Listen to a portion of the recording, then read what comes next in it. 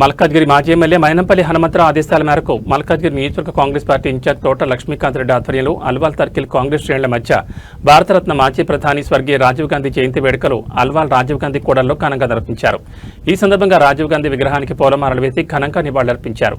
ఈ సందర్భంగా వారు మాట్లాడుతూ స్వర్గీయ రాజీవ్ గాంధీ తన చివరి ఊపిరినంత వరకు దేశం కోసం అవిశ్రాంతంగా శ్రమించిన ధీరుడు, నిరుపేదలకు అండగా నిలిచిన ఆపద్బాంధవుడు అని, నవభారత్ నిర్మాణానికి సాంకేతిక పునాదులు వేసిన దార్శనికుడు అని కొనియాడారు.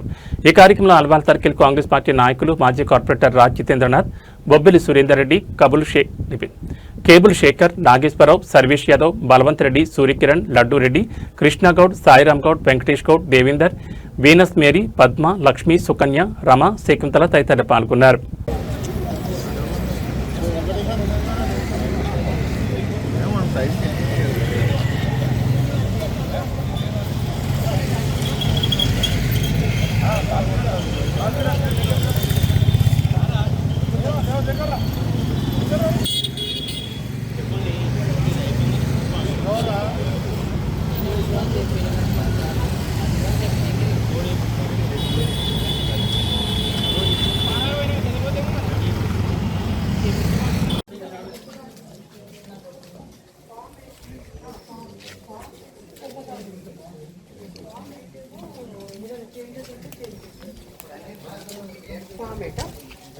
ఓకే సార్,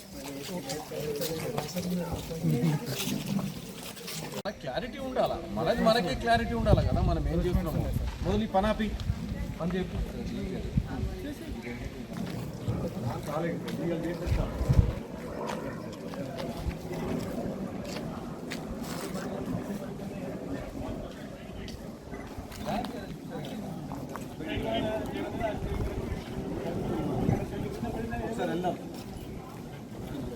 హనుమంతన్న ఆదేశం మేరకు మరియు లక్ష్మీకాంత్ రెడ్డి ఆదేశం మేరకు మరియు ఆదేశం మేరకు 6 డివిజన్ కలిసి ఒకే దగ్గర రాజీవ్ గాంధీ బర్త్డే చేసుకుంటున్నాము.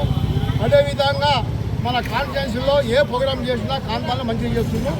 ఎప్పుడు ఇంటే చేయాలని కోరుకుంటూ చూసి ఇక్కడ అవసరం ఉంటే అక్కడ చేస్తారని చెప్పి హనుమంతన్న గారు చెప్పిన ఆదేశం మేరకు ధన్యవాదాలు. ఇది డ్రైనేజ్ ఇది మాకు తెలియదు, ప్లాన్ లేదు. అక్కడ మనం తవ్విండ్రు, ఆ గుడి దగ్గర పక్కన నుంచి తవ్వుతారు. ఏంటంటే మేము అక్కడ నుంచి తూము వరకు తీసుకుపోతామని చెప్పి తెలిసింది. ఆ రోజు నుంచి దీని పని నేను అక్కడ ఆఫ్ చేసేసిన.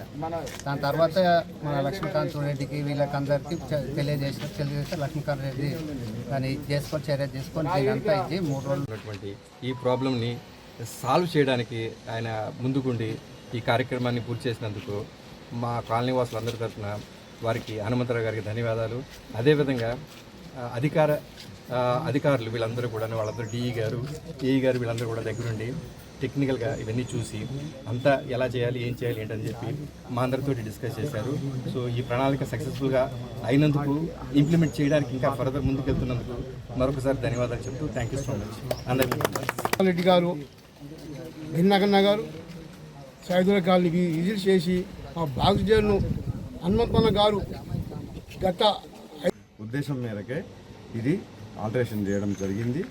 దాన్ని కూడా పేపర్ మీద, ఎందుకంటే ఎమ్మడే ఇవాళ మనం డిసిషన్ తీసుకున్నామంటే కాదు కాబట్టి ఆ పేపర్ మీద ఎట్లా ఎగ్జిక్యూట్ చేయాలన్నా కూడా అధికారులు రేపు ఎల్లుండిలో కూడా దాన్ని మార్పులు చేసి ఈ కట్టుకున్న దాన్ని 100% యూటిలిటీ ఉండాలి అనే ఉద్దేశం అంతే. కాబట్టి దాని మీద కాలనీవాసుల విజ్ఞప్తి మేరకు, మీ కోరిక మేరకు హనుమంతరావు గారు దీని మీద పోరాడలేదు, చెప్పిండ్రు అధికారులతో 1-2 సార్లు చెప్పి మారుస్తూనే ఉపయోగపడుతుంది అని చెప్పడంతో ఇటు కాలనీవాసులు కూడా బాగా మంచి ఇది ఉంది. హనుమంతరావు గారు కూడా మెజారిటీ ఎట్లా చెప్తే అట్లే పోదాము అనే ఉద్దేశంతో చేయడం జరిగింది. దీనికి సహకరించినటువంటి దినకర్ నగర్ రోడ్ నెంబర్ 17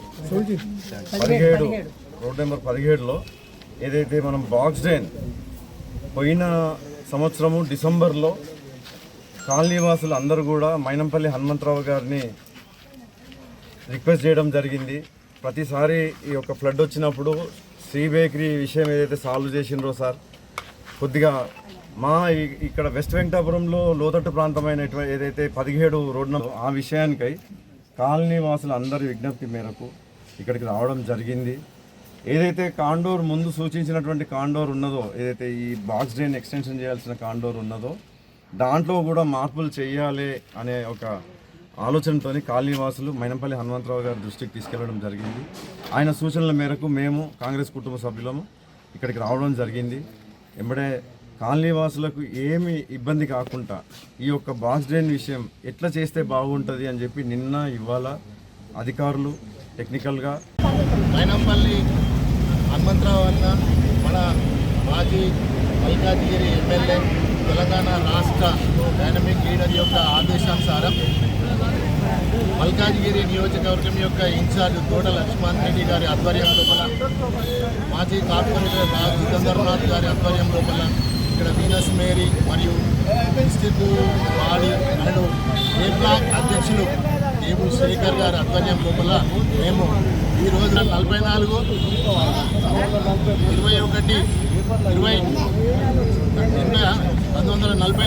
20 ఆగస్టున జన్మించిండు.